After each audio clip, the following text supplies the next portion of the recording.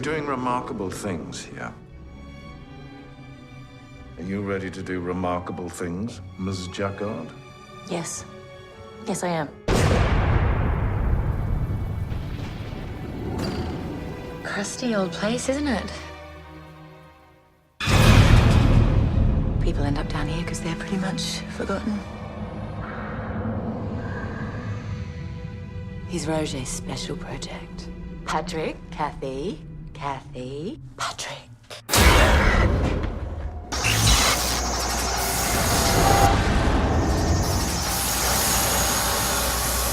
Doctor, this patient cannot possibly give consent. So I give consent on his behalf. I'll make hiding in there worse than being ripped out. You felt that, didn't you? Patrick, can you hear me? I was communicating with him. It signifies nothing. You will keep your mouth shut and your hands off.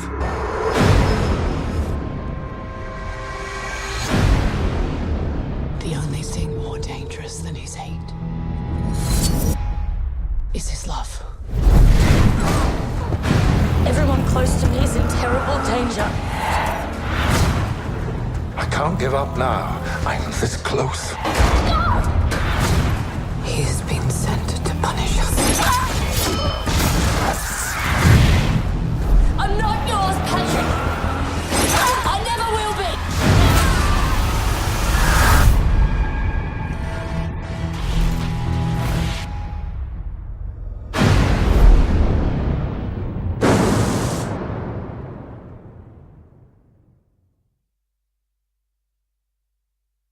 The Weekend Break for Dr. Larry Benj from Bond Street Dental Malo Clinic. And Movies with Jim Shembry. He's our film critic, so it's a good thing that's what he talks about, his movies. And you brought a special guest today, Jim. I did. I could not resist, guys. One of the great Australian films that are opening this week is a fantastic remake of the 1978 film Patrick. Mm-hmm. And the director, Mark Hartley, is with us in the studio. Thunderous applause. Hello, Mark. G'day, Mark. Thank you very much. Hello. G'day, good to see you. Where in Australia are you from? Which state? Melbourne. Oh, you're Come down the road. That's true. I live just down the road, so it wasn't too much of a chore to get here. Easy. What have you done with Patrick? Is it line by line, or what's happened with it? Tell us the process of adapting this classic Australian horror film. Some films should be left alone and not touched, and I kind of think that the films that you do in a remake are ones that are very much of their time, and you can certainly update them to modern audiences, and that was the same thing I felt about Patrick. It's made in 1978. It's very much a film rooted in 1978. It's all set in one hospital room in broad daylight, shot down in a building on Toorak Road, and we wanted to update it and give it a very thick, spooky atmosphere that we thought was missing from the original. And make it play more like a haunted house movie. Anyone that didn't see the original, and I didn't see it, but I'm aware of the storyline a bit. Perhaps you can explain. Look, to be honest, we figure that 1% of our audience, if that, will have seen the original. Okay. So he's a comatose patient. Yeah, literally, it's about a clinic, an isolated clinic away from everywhere where nasty things can happen, and it's a clinic for the comatose, and a young nurse gets a job there after a bad relationship breakup, and basically falls for a comatose patient they call Patrick, or at least feels a very nurturing kind of feeling towards him. Yeah. And it's all about never be nice to the wrong person, because it's like being nice to that bum in the subway who decides that he's going to fixate on you and thinks that you're madly in love with him, and that's what happens with Patrick. But the difference here is this bum in the sidewalk has telekinetic powers, and he basically uses them to control the events in Kathy's life to make her try to fall in love with him. So we like to think of it as a love story with a body count. Now, Mark, this is such a well-directed film. You've done such a good job on it. I was wondering if you could explain to the audience the concept of negative space, because you use negative space so well in this movie, and I'm not sure. Maybe you might need to explain the concept of negative space to me. It's that part of the frame where nothing is happening, right? Where you've got like a head in there or a person walking through a frame, and most of the frame is still, and then Well, I guess that's just maybe my aesthetic. I'm not quite sure. I mean, look, we shot widescreen anamorphic, which is like the widest ratio you can get because we wanted to be very cinematic. And this film is inspired by the films I loved when I was a kid, all the films of Brian De Palma and Richard Franklin, who made the original, went on to make Psycho 2, the sequel to Psycho. And I guess we just tried to use the aesthetics in those films, which, is making the anamorphic framework as much as you can, sticking something very much in the foreground of the frame and a lot of stuff in the background to have it, constantly interesting. Now, we're not doing television. Yeah. Well, one of the really interesting things about the way that the film has been updated is the way you've incorporated digital technology and iPhones and so forth. Yeah, it's interesting. I mean, look, people, when we said we were remaking Patrick, they all thought it was going to be very much a high-tech Bourne Identity kind of movie with a guy in a coma. And that was the last thing we wanted to make. We've actually gone back and made something even more old school than the original. It very much kind of is trying to evoke, the Hammer horror films from the 60s and a very, very kind of gothic feel to it. But amongst that weird kind of gothic feel, we've got some kind of modern technology. So 10 minutes into the film, when someone pulls out an iPhone, people suddenly go, oh my goodness, is this set in a contemporary kind of setting? Which is kind of what we wanted. Mark, what about this story appealed to you? Because what other movies have you made that we might know of? This is my first narrative feature. Prior to this, I'd made a documentary called Not Quite Hollywood, which was a celebration of Australian genre films. I love that. Oh, good. I just love that.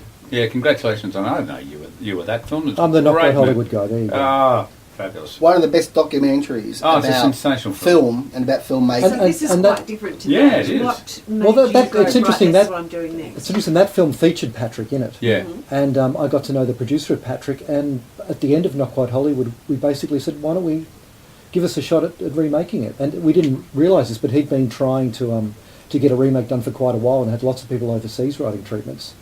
And Justin King, the writer, and I sat down and gave him our take, and he really liked it. And 5 years later, it's in the cinemas. Right.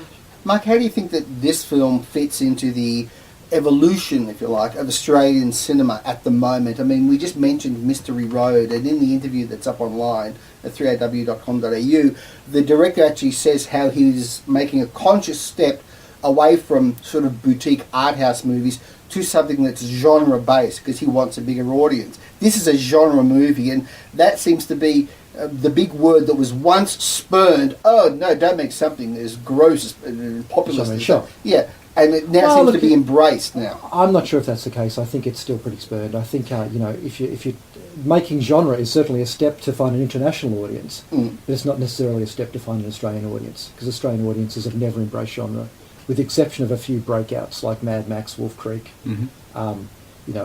Australia loves romantic comedies, it loves feel-good films, and certainly it stays away from genre. So that's the trouble, trying to get up genre films in Australia. So you still think there's a ways to go, quite a ways I do. to go? Look, things obviously might change. You've got Wolf Creek 2 coming out, and you've got These Final Hours being picked up by Roadshow, so things might change there. But sure, it's certainly very difficult. Look, to get films financed in Australia, you need to have a local distributor on board, and it's very hard to get a local distributor to want to back a film where they know chances are they won't find a local audience. So yeah, it's difficult. Okay. Just finally on the casting of the film, you've got Sharni Vinson, who's the beautiful young nurse who gets involved with Patrick. Who's now the go-to girl for action and horror, people keep telling me. Oh, well, she's wonderful. And she's the Australian actress who was in Home and Away and then went to America and did Step Up 3D. Yeah. And she was in You're Next as well. Yeah. But also you've got Charles Dance in this movie, who was this fantastic veteran British character. How did you get him? You were talking about Bill Nye being maybe too old to have, a 21-year-old? Charles has got a 3-year-old. So I think age does not weary these people. How'd you get him? We just sent him the script and he really, really liked the script. I have to say, we did overwrite the script to make it a bit more florid than most possible Australian scripts because we wanted to attract a couple of good actors to it. And we were lucky to get Charles and Rachel Griffiths in it. Rachel Griffiths is fabulous, isn't she? She was fantastic. Yeah. And it's interesting, those two had played father and daughter in a film 15 years ago, Hillary and Jackie, which right. Rachel got her Oscar nomination for. Yeah. She looks like one creepy woman in that nurse's outfit. It's meant to be such a consoling costume, but you put Rachel Griffiths in a nasty frame of mind. Oh, we put her basically in a Nazi uniform, and she kept on saying, "I can do this. Take spookier," and she certainly did. What's it like when you've made a movie and it's now over to the audiences to respond to it, and the critics have their say? How do you weather that? You know, there's a possibility maybe audiences won't go and see of course. it, and critics might not be kind. It's your baby? The Yeah, film, look, isn't it? I've been lucky enough on the films that I've made that I've ultimately made the films that I wanted to make, and they haven't been taken away from me, they haven't been changed. So ultimately, everyone who worked on this film worked as hard as we possibly could to make the best film we could. And I just, you know that, and that keeps you sane, I think, knowing that whatever's out there, no one can touch it, no one can change it, it is what it is, and people either like it or they don't. And I think that's the most sensible attitude to have. Yeah. And look, I've been travelling. I've just come back from Spain, where it played in a 1,000-seat auditorium, and everyone loved it. And I've just come back from Austin, Texas, where it had 4 sold-out screenings. So you know, you have the good screenings, you have the bad screenings, and ultimately you just hope that people like what you like in the film. Yeah. Wonderful. Well, look, we're privileged to have had you Absolutely, here with us Mark. today. That's right, pleasure. I'm intrigued to see the movie now. Yeah. Is it open yet, Jim? It has. It opened Yeah, on Thursday. It opened on Okay. Thursday, and the very, very best of success with it. I really do hope that it finds traction out there in the multiplex, because it deserves to. And Grubby Dee, we've made this point before, Yeah. it's the equal of anything that we get from Hollywood on a weekly basis. Well, can I just mention, you mentioned Carrie earlier. The Yeah. great thing about, for me, with Patrick, is we had a composer called Pino Donaggio, who was a very famous Italian film composer, who did the original Carrie score, Right. and did Dress to Kill and Yeah. Blowout, all Brian De Palma's films, and he composed the score for Carrie, and it is the most, for Patrick, Patrick. and it's the most fantastic old school Hitchcock Great. score. You know, So recorded by the important. Yeah. City of Prague Symphony Orchestra. So that was a dream come true for me. Fantastic. Well, Mark, Brilliant. congratulations to you, and all the very best of luck. And once again, a real privilege to have you in here to have a chat, and it's been a real insight for us. So thanks, mate. Thank you. Been great. Jim Thank you Shembry. very much. Jim Shembry, bring more mates in. talking about scary movies today, Jim. Absolutely. Creepy movies, and if you've got one in your head and you want to talk to us about it, give us a call, 13 13 32. 3AW Breakfast. It's terrific.